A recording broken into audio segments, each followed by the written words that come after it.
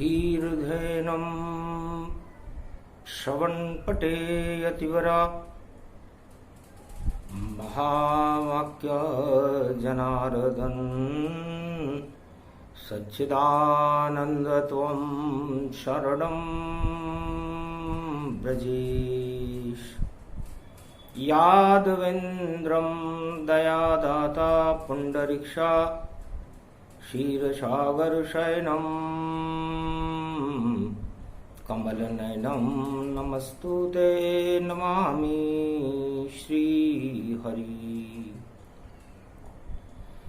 धैर्य से जिसको धारण किया जाता है, कर्णपटुओं से जिनका पान किया जाता है, ऐसे सच्चिदानंद भगवान श्री यादवेंद्र सरकार को मैं नित्य ही चिंतन करता हूँ, नमन करता हूँ। जिनको नमन करने से मंगलादि मंगल तो हो ही जाते हैं, साथ ही में बहुत बड़ा बल मिलता है मनुष्यों। जगत गुरु श्री कृष्ण को वाणी करे प्रणाम। भादो मास की अष्टमी दो भारत को वरदान। बुधवार रोहिणी पड़े और अगस्त के मास। कलयुग में भी कृष्ण आए भक्तों के पास। श्री कृष्ण अवतार है और जन्म रूप है धन्य। त्वं शरणं ब्रजेश मंत्र जपते रहो तो रहो भारत में प्रसन्न। भय प्रकट कृपाला दीन दयाला नंद के लाला गिरधारी। ब्रज में अंधियारे में भी छाई, अष्टमी रात में उजियारी। चंद्रवंश में अमृत लेकर श्री कृष्ण जन्माए हैं। धन्य ये ब्रज की भूमि है जहां कृष्ण गोलोक से आए हैं।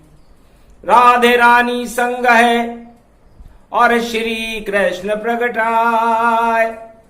और वाणी ब्रह्माणी करो वाणी पर नितवास। और राम कथा वर्णन करूं पूर्ण कर मास।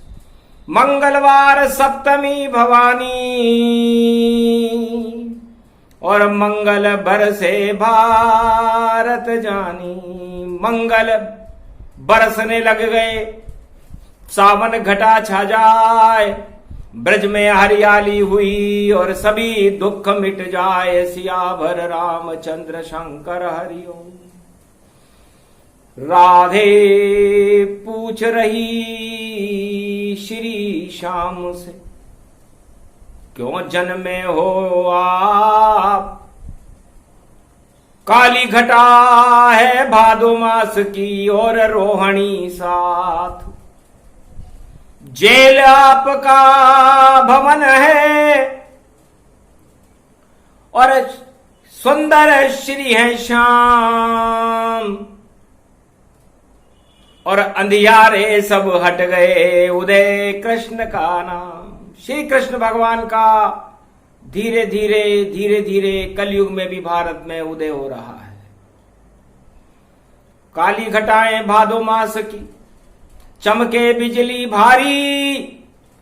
और अपने अपने भवन में सब और करे कृष्ण तैयारी। अब जन्म श्रीयो कृष्ण भादो अष्टमी को आ गयो। श्री श्याम मथुरा जेल में खुद गोलोक से यहाँ गयो। पावनी धन मावनी जमुना तरंग छा गई। बिजली अकड़ के रूप देखो बरखा भादो आ गई। दिव्य प्रकाश प्रकट जन्मे कृष्ण भगवान और प्रकट हो गए नंद के नंदन। और देखो कृष्ण कृपाल वसुदेव देवकी मातु पितु और प्रकट गए श्री श्याम है। त्वम शरणम ब्रजेश है मंत्र उनका मथुरा पावन धाम है। ये जन्म भूमि ब्रज है पावन और भादो मास है। जितने जगत में भक्त उनके कृष्ण देखो पास है। कृष्ण जन्म लीला अजब अजब गजब संवाद। क्या कारण क्यों जन्मे हैं श्री कृष्ण यदुनाथ। राधे जी ने पूछा महाराज ऐसी कौन सी संकट की बेला थी द्वापर युग में जो आपको जेल में जन्म लेना पड़ा। जन्म तो आप कहीं भी ले सकते थे, आपको कौन रोक सकता। तब कहा कृष्ण ने हंस करके दानवता चुनौती थी भारी। दानवता ने मुझे रोका था, मैंने शक्ति लगा दी थी सारी। दानवता की शक्ति की बनी हुई थी जेल। उसी जेल में कृष्ण ने देखो खेला खेल। सियावर रामचंद्र शंकर हरि अद्भुत चरित्र कृष्ण की लीला। और देखो गोप ग्वाल की लीला। मैं ही अमृत बन गया, मैं ही चंद्र स्वरूप। और जेल खेल में उड़ गई जेल वहां और खड़ा था कृष्ण का रूप। तो जेल बन गई कृष्ण खुद और ताले टूटे जाए। पावन धरती मथुरा की जहां श्री कृष्ण प्रगटाए। सियावर रामचंद्र शंकर हरिओम। तो तंत्र रूप और मंत्र रूप और भक्ति विश्वास दिखाया था।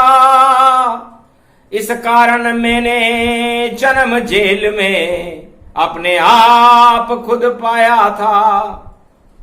मेरी भी इच्छा थी देखूं कंस की जेल, पर उसी जेल में निकल गया था मामा कंस का तेल। सियावर रामचंद्र शंकर हरि। अब सारे गोप ग्वाल सुख देखो और अब ब्रजभूमि में पाएंगे। और जितने भी दानव खड़े हुए वह सभी नष्ट हो जाएंगे। ऐसे जन्मा जेल में खेल समझ नहीं पाए। और वासुदेव और देवकी गोद में लिया उठाए सियावर रामचंद्र शंकर। जिस त्रिलोकीनाथ को यह सौभाग्य प्राप्त है कि त्रिलोक के सारे ब्रह्मांड उनके हृदय में समाहित रहते हैं, सारे भक्त उनके हृदय में समाहित रहते हैं, ऐसे श्री श्याम सुंदर को बालक रूप में बड़े हर्ष और उल्लास से देवकी और वासुदेव ने उठा रखा है। बार बार चुंबन मत कीना हुलर हुलार देवकी लीना। अपनी गोद में खिला रही थी बालक बाल गोपाल। वासुदेव भी हर्षित थे जन्मानंद का लाल। सियावर रामचंद्र शंकर हरि। वसुदेव जिनका प्रेम देखो और देवकी खुश हो गई। सारी तपस्या जेल में देखो ये पूरी हो गई। किसी जन्म में अब नहीं काटे वह जेल। इतना सा ही कष्ट था जो रहे वह देव वसुदेव देव की जेल। बस इतना सा पाप था उनका। तो वो कष्ट उन्होंने अपने जीते जी भगवान कृष्ण का जन्म जेल में करवाने के लिए जेल में ही काट दिया। तो जेल ही बैकुंठ बन गई। वहां सारे सुख वहां प्रगटाए थे। और देखो श्याम नंद के नंदन बाल रूप बनवाए थे। तो सबसे पहले गोद में और देव की लिया उठाए कंस, और दानवता को पता नहीं चल पाए सियावर रामचंद्र शंकर हरिओम। उठ गए श्याम पुष्प समाना, धन्य धन्य कृष्ण भगवान। भगवान कृष्ण भी उठ गए, जब उनकी इच्छा होती है उठते, और जिनके यहां उठना होता है तो उठते, और ऐसे उठे कि फिर उठते ही चले गए। चार चतुर्भुज रूप देखकर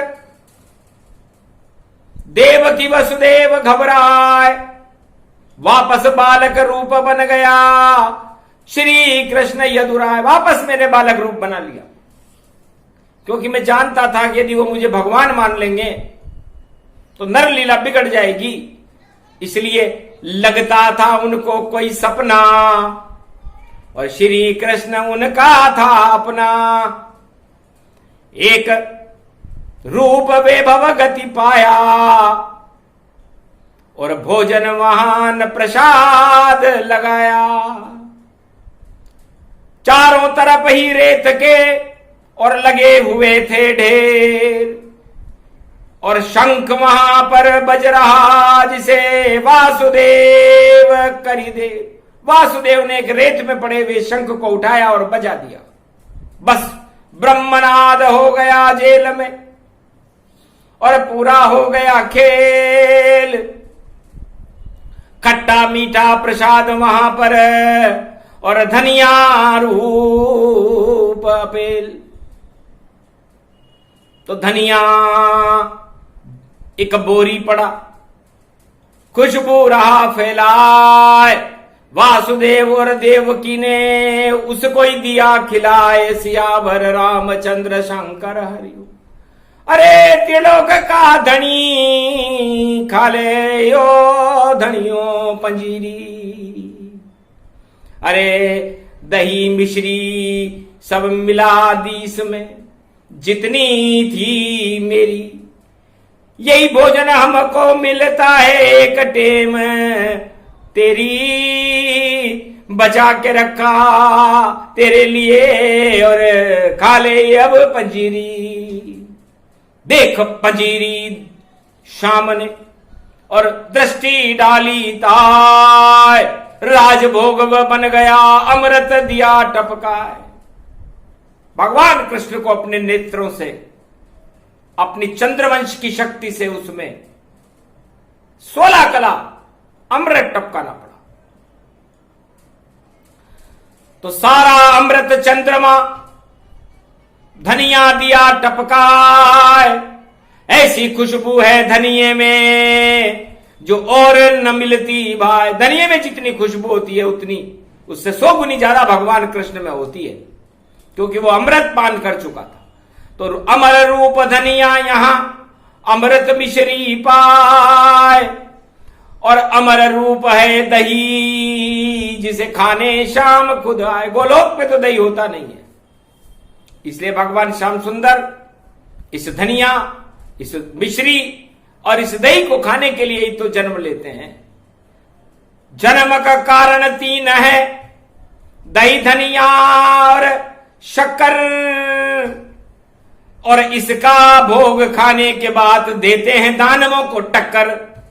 तो दानव देते चुनौती जाना, और प्रकट गए कृष्ण भगवाना। एक घास फूस की टोपरी उसमें श्याम बिठाए, उनके मित्र थे नंद जी जमुना पार गए जाए। भगवान वासुदेव अपने पिता के मस्तक पर उस टोकरी में बैठ करके और उनके मित्र नंद जी के घर चले गए। बस इतनी सी ही कला थी और इतना सा ही काम। यही जन्म प्रसंग है और श्री कृष्ण का नाम इतना छोटा जन्म है, न नर ने देखा, न नारी ने देखा, न किसी दानव शक्ति ने देखा, ना किसी देव ने वहां देखा, ना नंद यशोदा ने देखा, नहीं गोप ग्वाल ने नहीं देखा। जमुना जल ने चरण पखारे और चंद्र देख मुस्काए, और बिजली ने भी देख ली छवि, श्री कृष्ण मुस्काए, सिया भर रामचंद्र शंकर हरि। बस इतना सा जन्म। न कोई घंटा ध्वनि हुई, नहीं बजी शहनाई, और नहीं कोई सदाव्रत बटा, और नहीं प्रसाद बट जाई। न कोई प्रसाद बटा, न कोई शहनाई बजी, न किसी ने भगवान कृष्ण का जन्म होते हुए देखा। 16 कलावतार भगवान श्री कृष्ण का जन्म वाणी में वेद व्यास जी इस समय सुना रहे हैं कलयुग में, कि मैंने भी देखा नहीं जन्म रूप श्री श्याम, मैं भी वृंदावन में देखो, और लिखा भागवत नाम। मैं उस समय श्रीमद् भागवत में भगवान कृष्ण की लीलाओं को लिख रहा था, तब चित्र सामने आया मेरे, अन्यथा यह सौभाग्य मुझे भी नहीं मिला। लेकिन लिखना पड़ा मुझे, और जन्म प्रसंग भवानी, और मैं भी अमृत पान कर गया, बन गया कृष्ण वरदानी। भगवान कृष्ण ने मुझे वरदान दिया कि धन्य है वेद व्यास, तुमने मेरा जन्म लिखते वक्त देखा है। जन्मते वक्त तो केवल 2 ही व्यक्तियों ने देखा, वो थी वसुदेव और देवकी, और कलयुग में तो सारा भारत देख रहा है। इस समय, उस समय कंस मेरे सामने था, और दानवता को मैंने सुलाया था, सारे पहरेदार और कंस सोया, और दानवता को हटाया था, तो सारे दानव सो गए। जब जन्मे कृष्ण भगवान, और कलयुग में भी सोएगा ये महामारी कोरोना जान। कलयुग में ये कंस हमारे जन्म के समय हमें चुनौती देने के लिए खड़ा है। क्या औकात है कोरोना तेरी, अरे मोर पंख से दूर नजर है तेरी। मोर पंख के पास कोरोना कभी नहीं आ पाए, मोर मुकुट श्री कृष्ण का लगा बांसुरी ताय। भगवान श्री कृष्ण के तो गोगा नवमी को पता चला कि नंद जी के यहां लाल जन्म हुआ है। जन्मे नंद जी के लाल, बाल और गोपाल जन्मे नंद जी के लाल। कृष्ण कन्हैयो जन्म गयो है, माता पलने झुलावे। दूध दही और माखन मिश्री, और ब्रज में खूब लुटावे। गोप ग्वाल और सभी गुजरी दर्शन करने आई। इतनो सुंदर श्याम सलोनो काजल माई लगाई। मोर पंख को मुकुट लगा दियो, नजर नहीं कोई लग पाई। और रोग फैल रहे थे दानवता के, पर पलने तक भी नहीं पाई। माता चतुर यशोदा जानो, मोर पंख गति पाई। और श्री कृष्ण के मोर पंख का देखो मुकुट लगाई। तो मोर पंख सारी सृष्टि की रचना है। मोर पंख के ऊपर वेद व्यास यदि वाणी करने लगे तो एक श्रीमद् भागवत केवल मोर पंख पर ही लिख दें तो पूरी नहीं हो। गीता से भी ज्यादा बड़ी शक्ति है मोर पंख में। और मैंने भी श्रीमद् भागवत सरस्वती के द्वारा प्रदत्त इसी मोर पंख की कलम से केसर की शाही से लिखी थी, भोजपत्र पर लिखी थी। तब मुझको भी ज्ञान हुआ मोर पंख का ज्ञान। अरे मोर पंख ये नहीं है, ये तो जगत गुरु भगवान। अरे भाई ये मोर पंख नहीं, ये तो जगत गुरु भगवान श्री कृष्ण है। और द्वापर में उन्होंने ऐसा करके बताया। भगवान राम तो मर्यादा पुरुषोत्तम थे, 12 कला थी सूर्य की, तो सूर्य की तो अपनी मर्यादा होती है, लेकिन 16 कला चंद्रमा की कोई मर्यादा नहीं होती। जब चाहे छोटा हो जाए, जब चाहे वह पूर्ण। 16 कला में चंद्रवंश में देखो अद्भुत कृष्ण। तो भगवान कृष्ण ने मुझसे पूछा था, वेदव्यास ये क्या लिख रहे हो? तब मैंने कहा, महाराज आपके बाल चरित्र को लिख रहा। तब कहा, ये हाथ में क्या है? तब मैंने कहा, मोर पंख की कलम है। किसने दी? सरस्वती ने दी। सरस्वती कहां है? महाराज मेरी जिह्वा पर है, वही मुझको छंद लिखाती है, और बार बार मैं देख रहा मोर पंख, उसमें आपकी छवि प्रगटाती है। तो बार बार श्री श्याम के दर्शन मुझे हो जाए, सारी लीला कृष्ण की, और इसमें लिख रहा था। ये तो चलचित्र बन गया महाराज। तब कहा भगवान कृष्ण ने, वेदव्यास जी ये मोर पंख नहीं, ये पूरे ब्रह्मांड का नक्शा है। त्रिलोक में जितनी आकाश गंगा है, जितने भी ब्रह्मांड हैं, उनका संचालन हम तीनों जगत गुरु करते हैं। इसमें जो हरा हरा रंग है वो भगवान शंकर का है, जो आद्य गुरु महादेव हैं, और जो नीला नीला रंग है वो भगवान नारायण का है, जो इस सारे ब्रह्मांड के संचालक है, परिपालन करते हैं। और ये जो पीला पीला रंग दिखाई दे रहा है, ये ब्रह्मा जी का है, जो सारी सृष्टि की रचना करते हैं और सारी सृष्टि के अंदर जो जन्म लेता है उसके भाग्य का मूल्यांकन करते हैं। और जितने भी ब्रह्मांड है सब इस मोर पंख में आ जाते हैं, और इस मोर पंख की शक्ति निराकार ज्योति है, और यह पूरा ही मोर पंख ओमकार स्वरूप है। और ओमकार की झनकार से तीन जगत गुरु और निराकार की ज्योति के प्रकाश से शक्तियां प्रकट होकर के हर युग में भारत का कल्याण करती है। और उसी कल्याण करने के लिए इसी मोर पंख को मैं धारण करके भारत के अंदर दानवता को नष्ट करके और प्रेम की धारा बहाने आ गया। लिखो श्री श्री वेद व्यास, प्रेम को ही लिखते रहना, और प्रेम श्याम का आवास। बस प्रेम में ही श्याम है, आगे मत लिखना, क्योंकि गीता मैं खुद ही सुनाऊंगा, नहीं लिखोगे आप, क्योंकि वह तो अमृत पिलाना पड़े, क्योंकि यहां महामारी का श्राप। मुझे अमृत पिलाना पड़ेगा, क्योंकि दानवतावाद ने द्वापर में इतनी पापों की महामारियां फैला रखी है कि वह उस अमृत को पिलाए बिना जाएगी नहीं। तब का महाराज मुझे तो एक बात बताओ, सब कुछ देख लिया मैंने,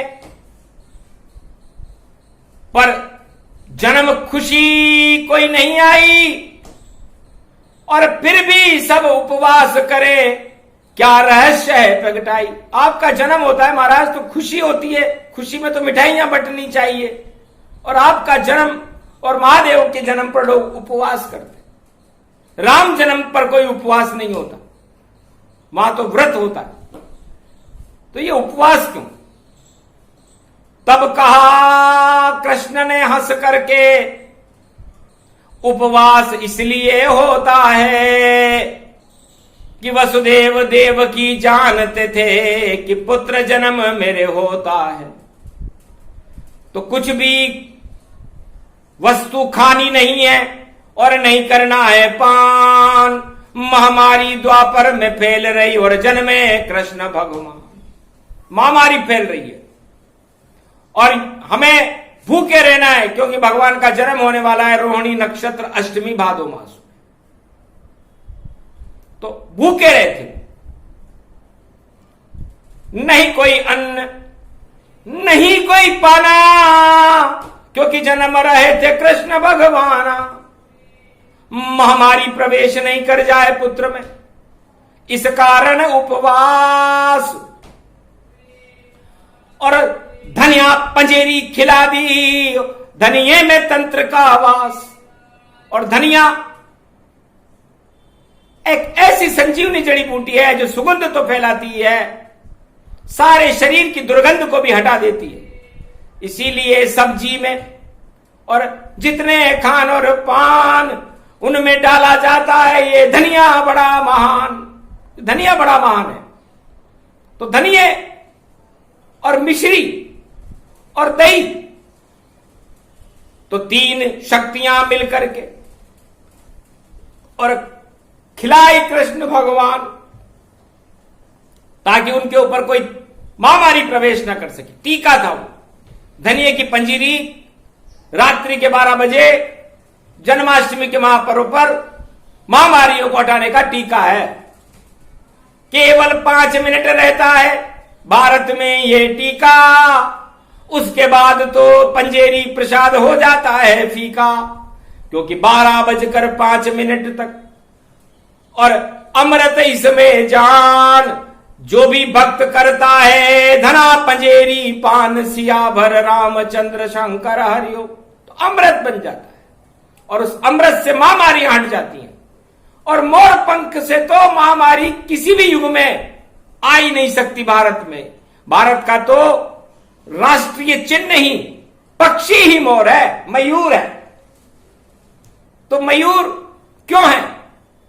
क्योंकि गर्भ से जन्म लेता नहीं और देखो कभी मयूर, और खुशियों के आंसू से देखो जन्म होए भरपूर। मोरनी के आंसू निकलते हैं अपने पांव को देख करके, इतनी सुंदर होती है मोर और मोरनी, लेकिन उनके पांव भगवान ने खुरदरे बना दिए। उसको देखकर मोरनी रोने लगती है और उस आंसू को मोर पी जाता है और मयूर का जन्म हो जाता है। उसी तरह देवकी और वसुदेव के आंसुओं का भगवान श्री कृष्ण ने पान करके मोर पंख अपने ऊपर धारण कर लिया कि ये निशान मेरे माथे पे सदा रहेगा माय, और कैसा भी कोई महामारी हो उसको दे तो हटा। तो महामारी हटाने के लिए सबसे बड़ा टीका, सबसे बड़ी वस्तु भारत में हर घर में रहनी चाहिए, मयूर पंख। उसका स्पर्श अपने माथे से रोज 3 बार करे, अपनी जेब में भी रख ले, तो फिर कोरोना या किसी भी महामारी हो उस मनुष्य का बाल भी बांका नहीं कर सकती। अक्षर अक्षर सत्य वेद व्यास जी ने वेद में लिखा है, श्रीमद् भागवत में लिखा है, मयूर पंख यदि मार दे डंक ये तो जहर सभी हट जाए, और मोर सांप को भी खा जाता पर जहर न चढ़ने पाए। सांप को भी खा जाता है मोर, पर उसके जहर नहीं चढ़ता। तो सारे जहर को हटाने के लिए, सरस्वती भी अज्ञानता के जहर को हटाने के लिए मोर पंख की लेखनी लेती है। और ज्ञान पुत्र भगवान शिव के कार्तिक, उनका तो वाहन है मोर। तो बहुत बड़ी शक्ति है जिसे मुकुट के रूप सजाए, जब तक कृष्ण भारत रहे महामारी नहीं आए। द्वापर युग में भारत में एक भी अस्पताल, चिकित्सालय और वैद्य था ही नहीं, केवल धन्वंतरी वैद्य थे। सोचो, फिर तुलसी चरणामृत का कराया कृष्ण को पान, और खुद भी उसने पी लिया, जो माता पिता मेरे जान। फिर तुलसी डाल के गंगा जल और जमुना जल का चरणामृत मेरी माता पिता ने पिया, मुझे भी पिलाया। तो तुलसी चरणामृत से कभी रोग होए नहीं कोई, कैसा भी रोग हो मनुष्य में पल में ही क्षय होए। तब से ये परंपरा है भारत में कि वृंदावन तुलसी के वन में रहो, तुलसी चरणामृत पियो, लोगों से हाथ जोड़ करके भगवान से जिस तरह मिलते हैं उसे सब अपने परिवार वालों से मिलो, स्पर्श मत करो और उपवास रखो। उस दिन से ही परंपरा चली भारत में आए। इस कारण उपवास जन्म श्री कृष्ण मनाए, इसलिए श्री कृष्ण के जन्म पर उपवास होता है, तुलसी चरणामृत का पान होता है, और धनिये की पंजेरी के महाप्रसाद को भक्त बड़े प्रेम से ग्रहण करते हैं। तो इतनी शक्ति तुलसी चरणामृत और मोर पंख के साथ और धनिया और पंजेरी देखो सभी रोग हट जा। तो यदि कोई किसी भी रामायण में या किसी भी श्रीमद् भागवत या गीता में ये बता दे 4 वेद 6 7 18 पुराण में कि रामावतार के समय त्रेता युग में भारत में कोई अस्पताल था तो नाम बताए। इसलिए भगवान राम और भगवान कृष्ण के समय कोई भी अस्पताल भारत में था ही नहीं, केवल जड़ी बूटियां थी जिसका ज्ञान ऋषि मुनि दे देते और उस जड़ी बूटी का पान करके मनुष्य दैहिक दैविक भौतिक तापों से मुक्त रहता था। लेकिन कलयुग घर घर चली दवाई और देखो अस्पताल प्रगटाई, फिर भी रोग हो गए सारे और नहीं कोई टीका, सब जाए मारे, घर घर मारे मारे फिर पर रोग हटा नहीं पाए। कैसी विद्या कलयुग में और कैसे रहे समझाए। अब ये तो हम क्या जाने, ये पढ़ने वाला जाने, पढ़ाने वाला जाने, अस्पताल खुलने वाला जाने, खुलाने वाला जाने, रोगी जाने। लेकिन रोग मुक्त भारत कल की अवतार करेंगे और किसी राष्ट्राध्यक्ष की ताकत नहीं जो भारत को रोग से मुक्त करे। तो सबसे पहला दुश्मन, दानवता से भी बड़ा दुश्मन भारत का अज्ञान है। सबसे पहले किसी भी राष्ट्राध्यक्ष को भारत में आकर के अज्ञानता को हटाना चाहिए, अंधविश्वास को हटाना चाहिए और उसके बाद रोग हटाने चाहिए, ताकि अज्ञानता हटने से जीवन लंबा हो और ज्ञानवान होगा और रोग हटने से वह स्वस्थ रह करके 100 वर्ष की जिंदगी पूरी करेगा। राम और कृष्ण अवतार ने यही काम किया। राष्ट्राध्यक्षों ने तो खाली ताज बचाने के काम किए हैं कि हमारा ताज कैसे सुरक्षित रहे, लेकिन आप लोगों में ज्ञान ही नहीं होगा, आपके अंदर स्वस्थ शरीर ही नहीं होगा तो ताज और राज कैसे करोगे। इसलिए कल की अवतार 21वीं सदी में भारत में 3 काम करने के लिए प्रवेश कर रहे हैं। पहला है अज्ञानता को हटाना, दूसरा है अंधविश्वास हटाना, तीसरा है मानवता में प्रेम पैदा करना और दानव वृत्तियों का नाश करना और सारे रोगों को संसार से मुक्त करना। यह भगवान के उद्देश्य है। इस वाणी आज हनुमान जी की साक्षी में मंगलवार सप्तमी को सप्तऋषियों के सामने बता रही है। यह प्रसंग अद्भुत और प्रगटे दीन दयाल, भारत के भी भाग जग रहे, प्रगटे नंद के लाल। तो भारत के भक्तों के कलयुग में भी यह प्रसंग भाग्य जगा देगा और जितनी महामारी भारत में उन सबको दूर भगा देगा। अगर इन आदर्शों का करो आप सम्मान तो निश्चित कलयुग में मिले और आपको कृष्ण भगवान त्वम शरणम ब्रजेश मंत्र है।